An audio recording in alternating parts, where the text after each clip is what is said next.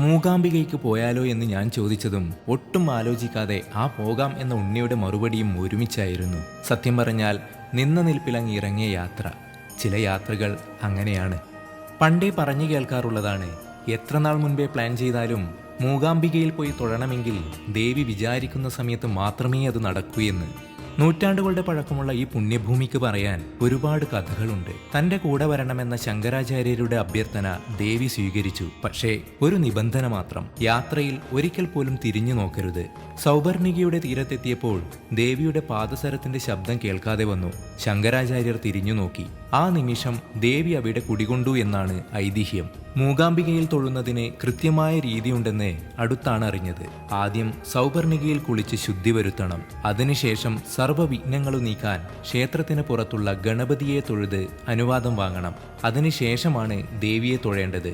അവസാനം ഉള്ളിലെ വീരഭദ്രസ്വാമിയെയും വണങ്ങി വേണം ദർശനം അവസാനിപ്പിക്കാൻ.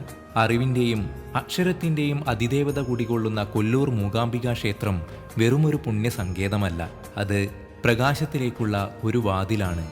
മനസ്സിൻ്റെ ഇരുൾ നീക്കുന്ന ആ ചൈതന്യത്തെ തൊഴുതു നിൽക്കുമ്പോൾ ലഭിക്കുന്ന ശാന്തി വാക്കുകൾക്ക് അതീതമാണ്. അമ്മയുടെ കരുതലിൽ യാത്രയുടെ ഓരോ ഘട്ടത്തിലും നമ്മെ തുണയ്ക്കുന്ന ഒരു വലിയ സുരക്ഷിതബോധമുണ്ട്.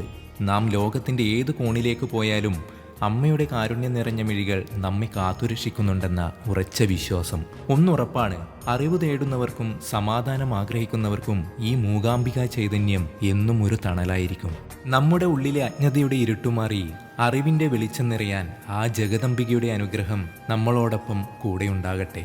മകന്റെ പേരിനോടൊപ്പമുള്ള വാഗ്ദേവിന്റെ അർത്ഥം ചോദിച്ചിട്ടുള്ളവർക്കായി, വാഗ്ദേവി സരസ്വതിയിൽ നിന്നുമാണ് വാഗ്ദേവ് എന്ന വാക്ക് ഞങ്ങൾ സ്വീകരിച്ചത്. അപ്പോൾ വാഗ്ദേവി സന്നിധിയിൽ നിന്നും മകൻ തനയ വാഗ്ദേവിനോടും ഭാര്യ ഉണ്ണിമായിയോടൊപ്പവും ഇന്നത്തെ യാത്രാവിശേഷങ്ങൾ അവസാനിപ്പിക്കുകയാണ്. വിശേഷങ്ങൾ തുടരാം.